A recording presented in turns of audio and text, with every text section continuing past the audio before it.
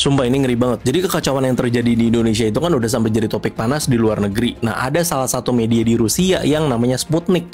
Jadi dia ini ngeluarin laporan yang mengutip dari seorang analisis geopolitik internasional.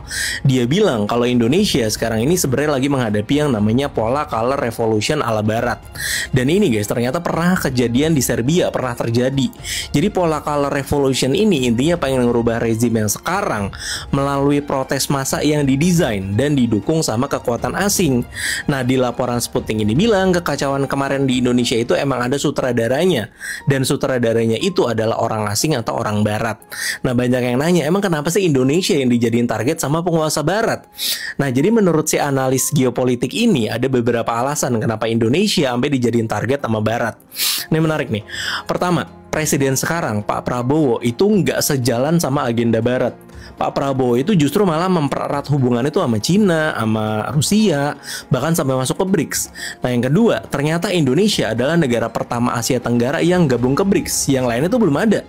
Nah, yang ketiga, ini yang bikin gua kaget juga sebenarnya. Jadi ternyata Indonesia itu punya ekonomi terbesar ke-8 di dunia.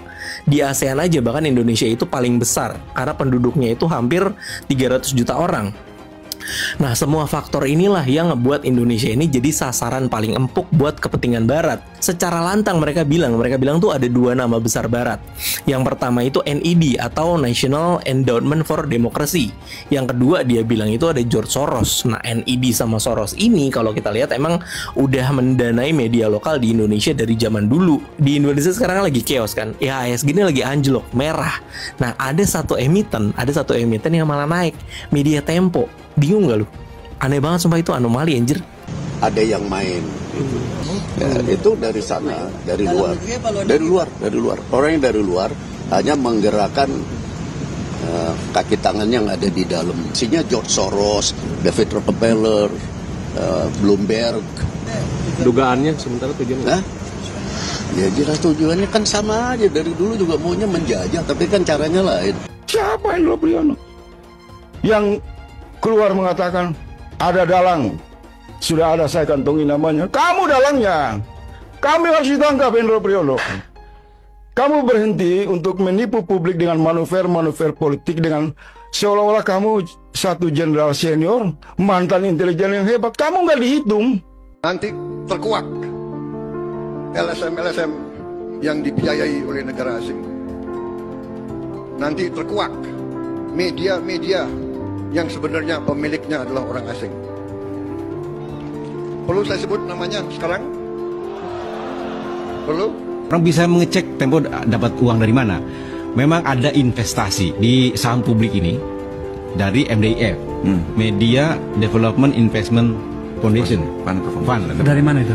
Itu organisasinya George Soros. Oh, oke. Nah, intinya apa? Artinya apa? Dari yang kalaupun kami terima pendanaan MDIF, which is itu kami bukan yang pertama, itu ada Kata Data, ada Suara.com, ada Hukum Online, itu udah duluan mereka dapatkan MDIF. Buat Ahmad Saroni kamu terima. Itu adalah hasil dari kemarahan masyarakat yang lu bilang katanya tolol. Kita lihat juga di situ ada hasil jarahan aneh-aneh ya, ada Iron Man, ada juga hasil jarah jam tangan Richard Mille, itu kolaborasi dengan McLaren, sekitar harganya sekitar 15 miliar. Itu nggak tahu asli apa palsu, tapi kalau lihat Ahmad Saroni sungkem dulu itu mungkin asli. Dan nggak cuma sampai situ, ini bener ijazahnya Ahmad Saroni itu ngapain orang jarah, tapi kita lihat hampir nilai semuanya rata-rata 6. Kelihatan banget sekarang siapa yang tolol, Anda apa rakyat. Ditambah memalukan sekali dia kabur ke Singapura. Itu rumahnya sampai ada yang berenang di situ. Tapi ya sudah. Ih, keren banget loh, responsif banget, udah menjawab keinginan masyarakat. Akhirnya katanya sudah dicopot jabatannya dari Wakil Komisi 3 DPR begitu. Tapi ternyata aku baru tahu kalau misalnya jabatan di DPR itu bisa dicopot pasang. Abis dicopot, dipasang lagi. Dipasang lagi di mana? Jadi anggota Komisi 1 DPR. Ih, lucu banget ya, gemes banget loh. Ternyata jabatan di DPR itu bisa dicopot pasang, guys. Kayak topeng badut. Hati-hati dengan istilah menonaktifkan Sahroni dan Nafa Urba, menonaktifkan Eko Patrio dan Uya Kuya. Di dalam Undang-Undang MD3 tidak ada istilah menonaktifkan. anggota DPR. Yang ada memberhentikan anggota DPR, kemudian di PAW. Kalau menonaktifkan artinya bisa saja orang tersebut, anggota DPR tersebut diberi waktu untuk jalan-jalan, belanja ke luar negeri, santai-santai, tetapi masih dibayar oleh negara. Ini kita harus hati-hati dengan istilah yang digunakan oleh ketua umum partai. Lagi-lagi ketua umum partai akan mengakali kita dengan istilah itu. PDI Perjuangan, hari ini kita udah melihat beberapa anggota yang pernah berlaku arogan dan menyakiti masyarakat sudah dinonaktifkan oleh partai masing-masing. Tapi sampai saat ini kita masih menunggu bagaimana dengan jawaban kalian terhadap anggota-anggota kalian yang pernah menghina rakyat. Terutama dan paling utama adalah juara dunia, manusia paling arogan sedunia yang tidak mau disamakan dengan rakyat jelata yang ngasih dia makan. Jadi, kapan kalian akan segera mengambil tindakan tegas? Oh, satu lagi, semoga kalian pernah dengar ya slogan Save the best for the last. Nah, karena kalian ini lumayan terlambat ya dalam memberikan aksi, semoga saat kalian muncul, kualitas yang kalian berikan sebagai respon adalah yang terbaik. Kita bisa belajar dari pos-pos sebelumnya, klarifikasi sebelumnya yang diberikan oleh partai politik, lumayan tidak tegas dalam kata-kata. Dengan kata-kata menonaktifkan, itu nggak terlalu transparan dan nggak jelas apa artinya, menonaktifkan di mana, apa fasilitas-fasilitas yang sudah hilang, sampai kapan dinonaktifkan, ataukah ini sama dengan dipecat, dan lain dan sebagainya. Jadi, kita berharap karena kalian sudah merespon paling lama, semoga kalian datang dengan respon yang sangat tegas. Pecat sebagai anggota parlemen, pecat sebagai anggota parpol, diharamkan untuk pernah masuk lagi ke anggota partai politik. Yang tegas, yang jelas, yang transparan, yang tidak dengan pidato-pidato normatif yang membuat masyarakat bertanya-tanya lagi apa ini artinya dinonaktifkan. Aku yakin Ahmad Saroni malam ini di Singapura nggak bisa tidur. Mantau rumahnya lewat TikTok. Saroni lagi di balkon hotel di Singapura kau. Lagi mandang-mandangin langit, melamun. Gimana nasib rumah awak ini? Atau lagi tiktokan kayak gini.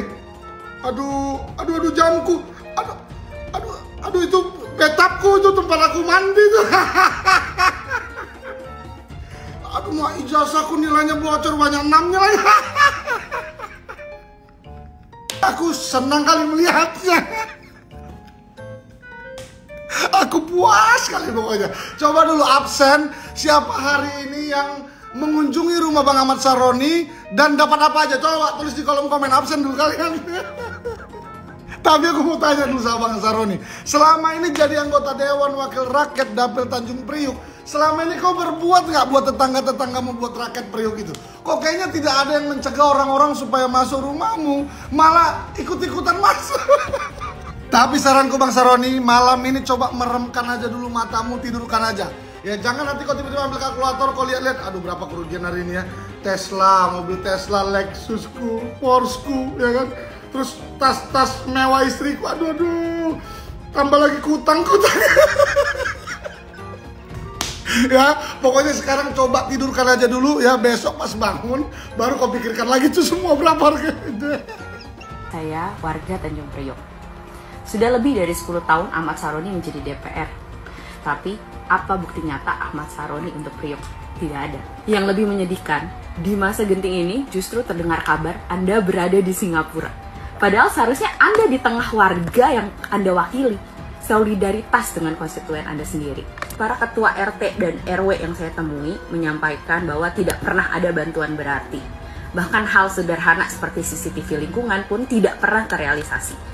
Padahal itu kebutuhan dasar keamanan warga Tanjung Priok. Saya juga meneliti data Ahmad Saroni Center. Nyatanya tidak ada kontribusi yang benar-benar menyentuh Tanjung Priok. Ironis ya, Anda disebut Crazy Rich Tanjung Priok, tapi kenyataannya warga Priok merasakan Anda pelit, sombong, dan juga jauh dari rakyat.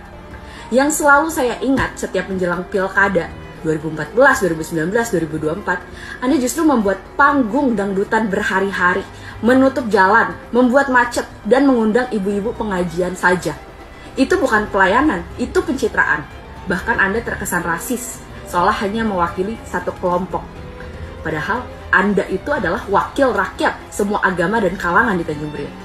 Supaya Anda tahu, keluarga saya sudah sejak 1969 tinggal di Tanjung Priok.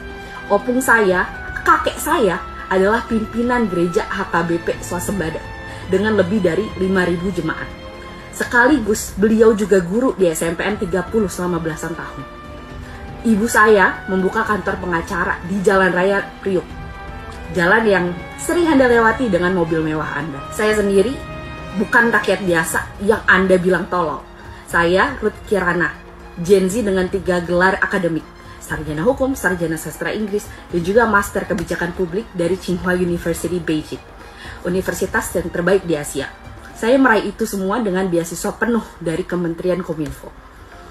Jadi, sekarang saya tantang Ahmad Sahroni sebagai wakil DPR yang mewakili Tanjung Priok. Ayo kita debat terbuka. Di mana? Silakan. Di kantor Kecamatan Tanjung Priok atau di kantor Wali Kota Jakarta Utara. Kapan saja. Ingat, warga Priok bukan rakyat tolol. Justru yang terbukti tolol adalah wakil rakyat yang tidak bekerja untuk kami. Jangan cuma Nafa Urbah, jangan cuma Asya Ungu, Eko Patrio, Uya Kuya minta maaf. Ini ibu-ibu, yang bapak-bapak yang joget-joget ini siapa? Ini juga yang salah satu yang paling pertama muncul. Hei, Ahmad Saroni nih.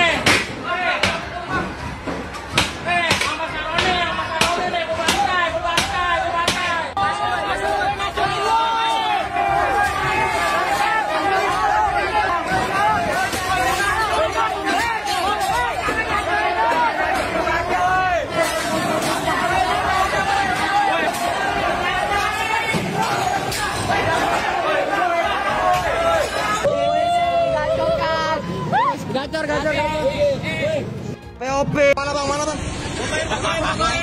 Nilai bang, lihat ya nilai.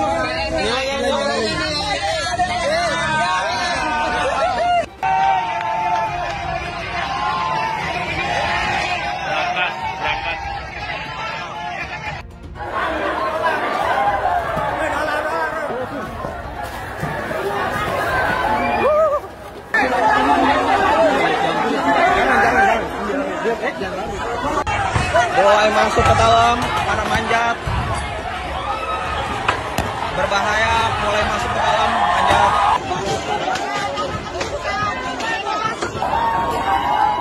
Palanya itu, gila, ini 1M, ya Allah. Nggak ada harganya 1M. Situasi terkini dari dalam rumah Ahmad Saroni. Semuanya sudah habis, hancur, diamuk sama massa. Patung Iron Man sudah berhasil dibawa.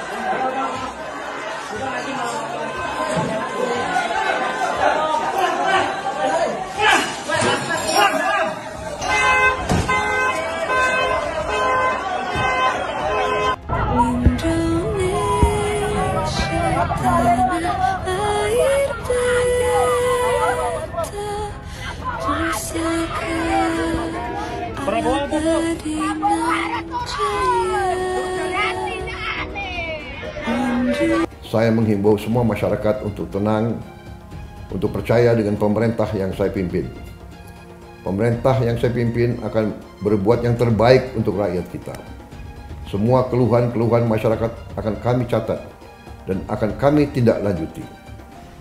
Saya juga menghimbau kepada seluruh bangsa Indonesia untuk selalu waspada agar unsur-unsur yang selalu ingin huru-hara, yang ingin kaos, saya sampaikan kepada seluruh rakyat bahwa hal tersebut tidak menguntungkan rakyat, tidak menguntungkan masyarakat, tidak menguntungkan bangsa kita.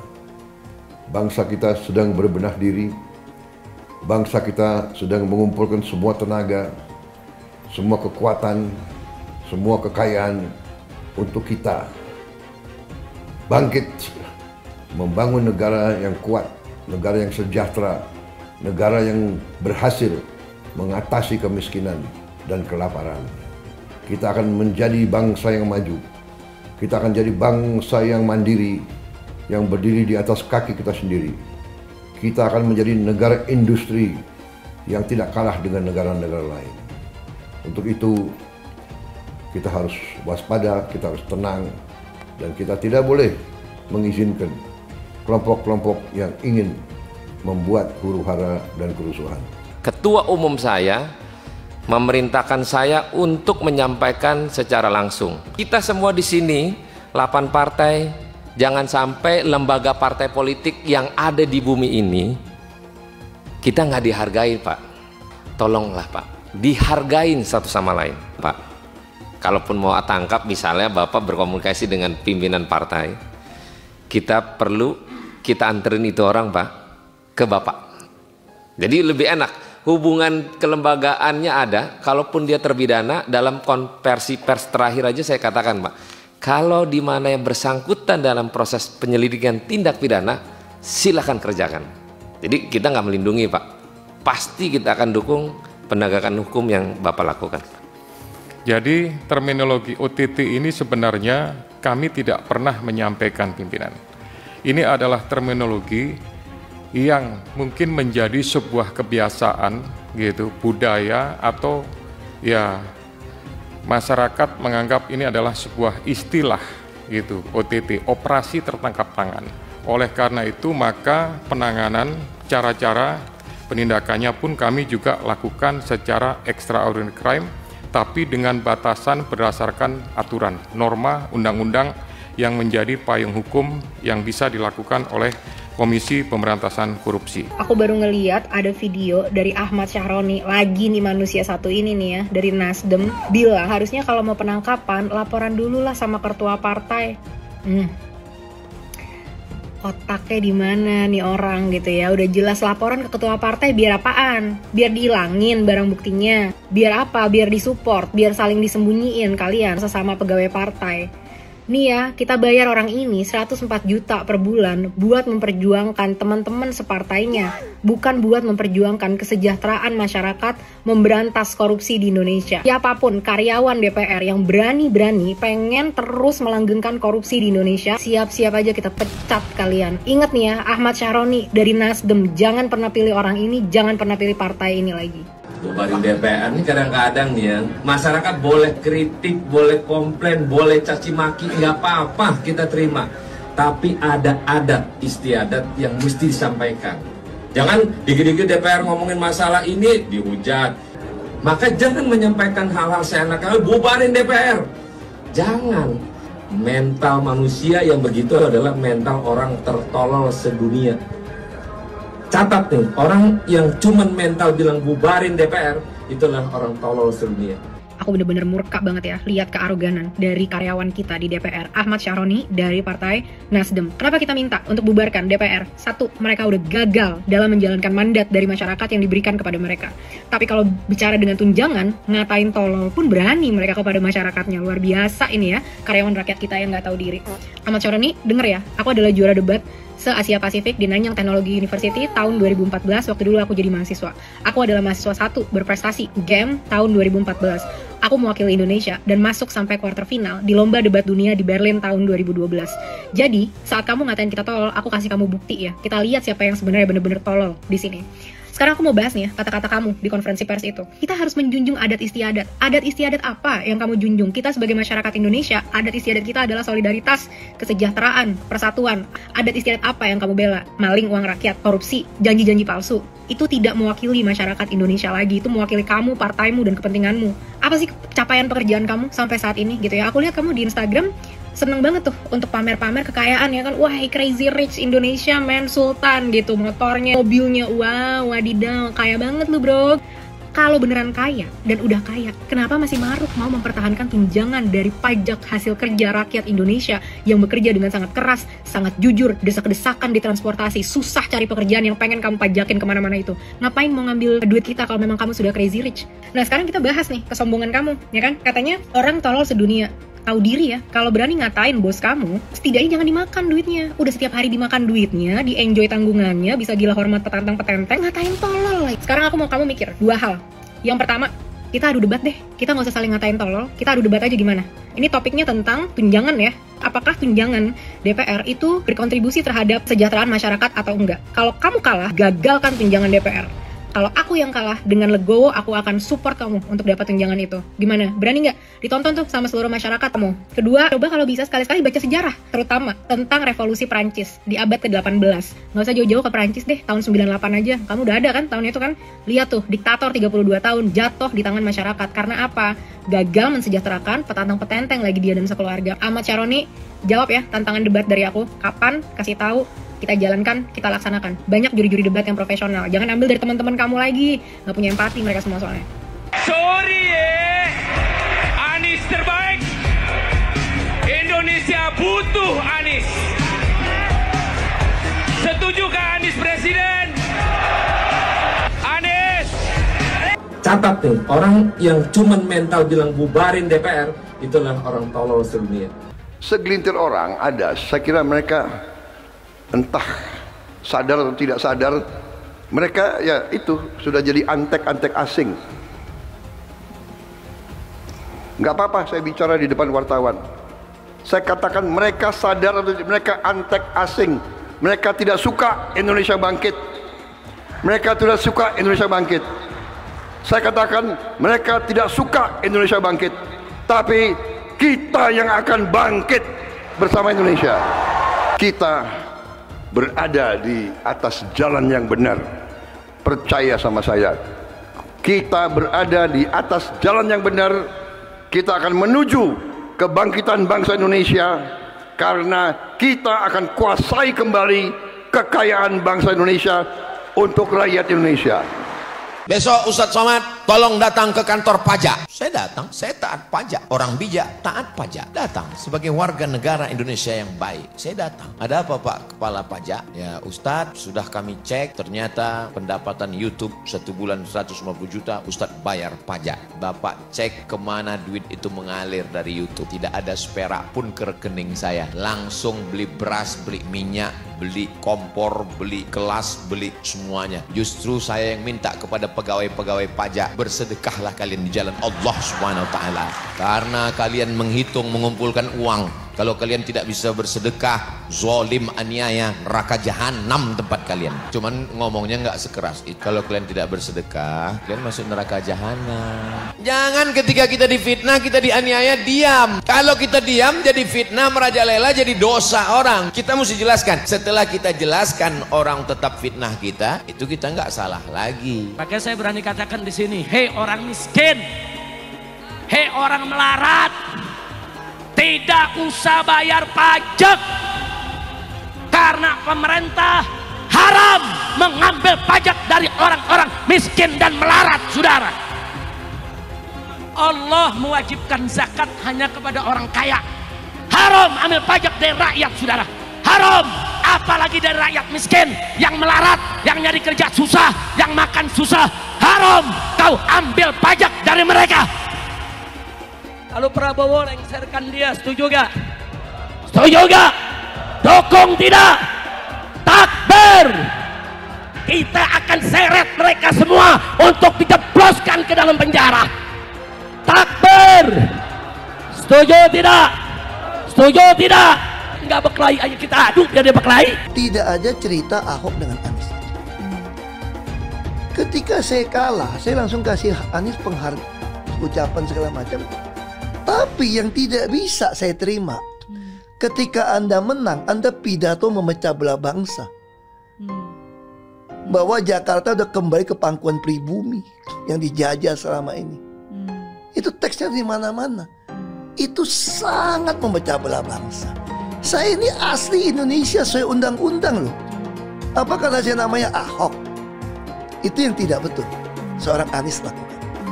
Bagi saya Anies sangat tidak negarawan. Anda udah menang, yes okay gitu loh. Saya juga tidak bawa ke MA, nggak bawa ke MK. Waktu Anda ulang tahun DKI saya juga datang. Tapi kenapa Anda mesti pidato seperti itu? Sementara yang saya pilih si Anies ini penakut lagi, nggak berani. Ya, udah menang dapat 40 juta, bukannya lawan malah ngasih selamat. Nah itu mesti lebih bagus Ganjar itu. Anies nggak suka nggak apa-apa, karena Saya bicara yang benar aja. Bapak Politik Identitas Indonesia Anies Baswedan, Bapak Intoleransi Indonesia Anies Baswedan, jangan lupakan, jangan terlena, jangan sampai dia pecahkan kita dengan dagangan ayat dan mayatnya. Air itu turun dari langit, turunnya ke atap rumah langsung sumur bor, bukan ke sungai dan ke laut. Syukuri kenapa kalah, kenapa ditahan. Saya bersyukur atas itu semua. Saya coba bayangkan ya, kalau seandainya waktu itu kita menang, gitu ya, hari ini belum tentu kita bisa nikmati seperti ini. Kita bersyukur 5 tahun Tuhan izinkan kasih ke orang yang pintar ngomong untuk kerja. Coba kalau kita bayangkan gitu ya, kalau kemarin saya masih jadi gubernur, ini saya udah turun ini. Tapi yang pintar ngomong itu dikira orang hebat kan? Ini lebih berbahaya tahun 2024, langsung ketahuan karakternya. Langsung ketahuan itu. Di saya juga ada kutipan Pak di kamar saya Pak. Tulisannya, Jakarta telah mengambil keputusan yang fatal. Dan ini aneh, betul-betul aneh. Ini bukan kampanye, tapi saya sampaikan sini. Di satu sisi menyiapkan jalur-jalur air untuk dikirim ke laut, di sisi lain di lautnya dipasang dengan pulau reklamasi. Tinggal tunggu waktu jadi rob, air balik. Dan ini melawan sunatullah. Kenapa?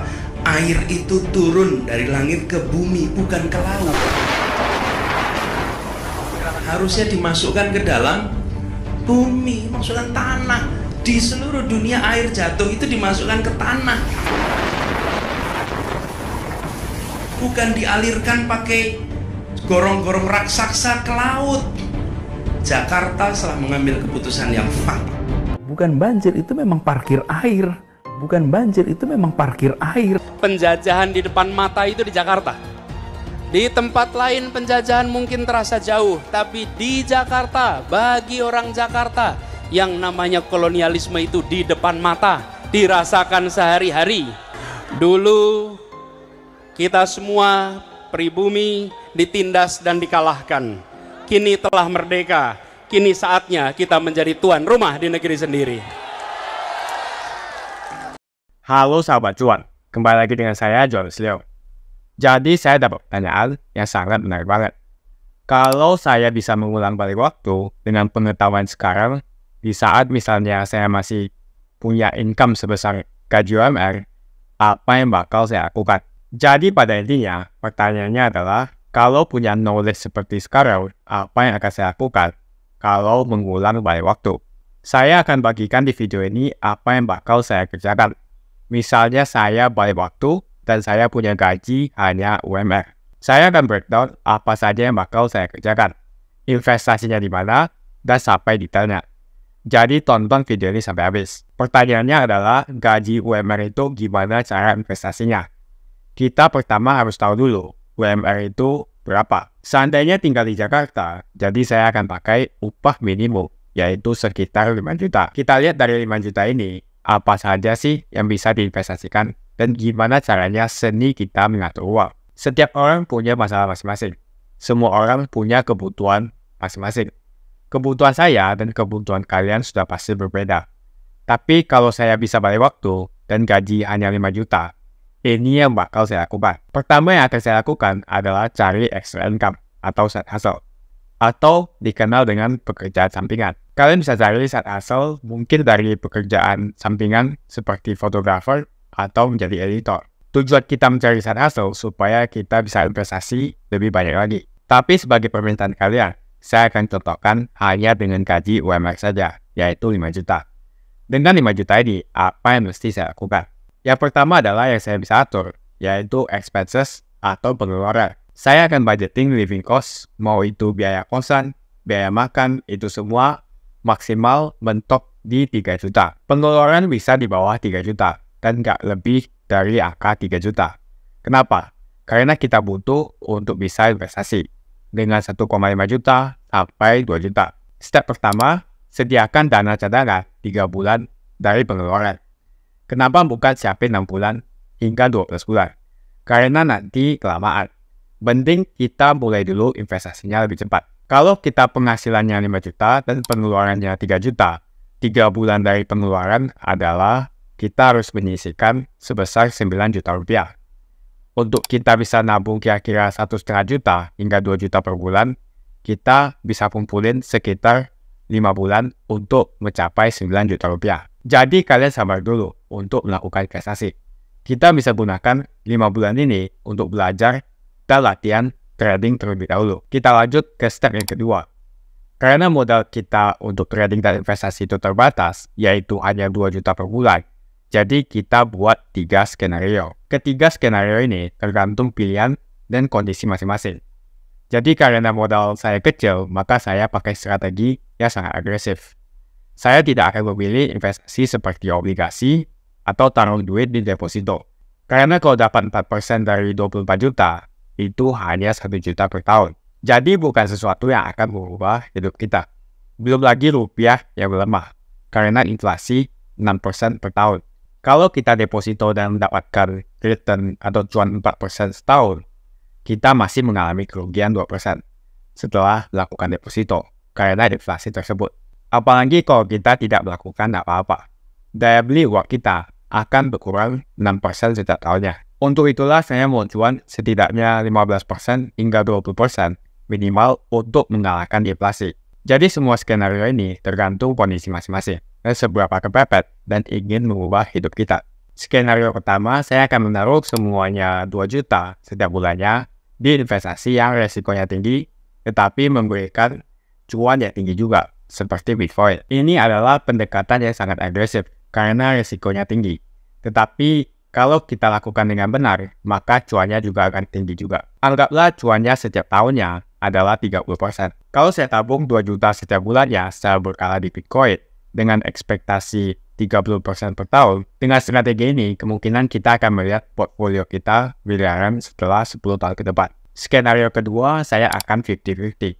Jadi 1 juta saya taruh ke tempat yang lebih stabil dan cuannya lebih stabil. Dan sisanya 1 juta lagi saya taruh ke tempat yang lebih berisiko. Pendekatan ini walaupun terlihat agresif, tapi lebih konservatif dibandingkan dengan skenario pertama. Di sini saya cari mungkin saham Amerika yang stabil seperti saham teknologi, yaitu misalnya Apple, Meta, Amazon, Google, Nvidia, dan lain-lain. Jadi 50% di saham Amerika, 50% di Bitcoin. Saya akan terus lakukan ini sampai 10 tahun ke depan.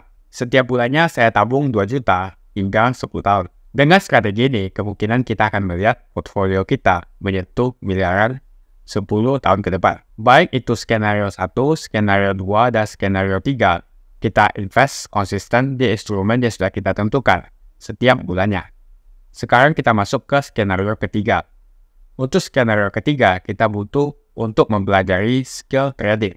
Jadi skill trading ini bisa untuk menjadi side hustle. Skenario ketiga cocok untuk teman-teman yang mau jadikan trading sebagai side hustle. Jadi teman-teman yang confident dengan skill tradingnya bisa lakukan skenario ini. Skill trading ini bisa untuk menjadi side hustle. Jadi trading yang kita masukkan di sini adalah kegiatan jual, beli, jual, beli. Jadi hari ini beli, besok bukan jual. Jadi kalau trading, kita bukan beli lalu kita tahan selama 10 tahun. Dan nggak dijual-jual, seperti skenario 1 dan skenario kedua. Untuk skenario ketiga, saya akan taruh 40% di Bitcoin, 40% di saham Amerika, dan 20% untuk trading di instrumen seperti Forex, komoditas, kripto, ataupun saham. Jadi 800.000 saya akan taruh di Bitcoin setiap bulannya, 800.000 saya akan taruh di saham Amerika setiap bulannya, dan sisanya 400.000 saya akan coba tradingkan setiap bulannya. Kalau kita jago dalam melakukan trading, mau dapatkan 1% setiap harinya bukanlah hal yang susah. Kalau kita konsisten 1% sehari, maka kita bisa cuan 30% sebulan dari trading. Kita coba lipat gandakan 400.000 setiap bulannya. Kuncinya adalah konsistensi dan disiplin dalam money management. Di sini teman-teman tidak perlu khawatir karena kita bisa mencoba skenario ketiga selama 5 bulan. Dari sana teman-teman akan mengetahui hasilnya apakah Anda cocok untuk skenario ketiga atau tidak. Jadi teman-teman tidak perlu khawatir, kita bisa coba skenario ketiga selama 5 bulan. Ketika income per tahun yang dihasilkan dari investasi lebih besar daripada gaji UMR setahun, maka di sana saya akan pensiun dan fokus untuk investasi dan trading full time. Itulah yang akan saya lakukan jika gaji saya hanya 5 juta per bulan. Buat kalian yang punya gaji UMR, kalau mau ikut strategi ini silahkan. Itulah yang akan saya lakukan kalau saya bisa putar balik waktu dan hidup dengan gaji 5 juta per bulan. Kalian bisa share video ini ke teman-teman kalian yang punya gaji UMR. Jika ada pertanyaan, teman-teman bisa hubungi WhatsApp yang ada di kolom deskripsi untuk bantuan daftar trading dan bimbingan trading. Terima kasih banyak sudah nonton video ini sampai habis. Seperti biasa, kalau kamu suka dengan video ini, ayo like dan subscribe. Dan saya akan jumpa teman-teman di video berikutnya.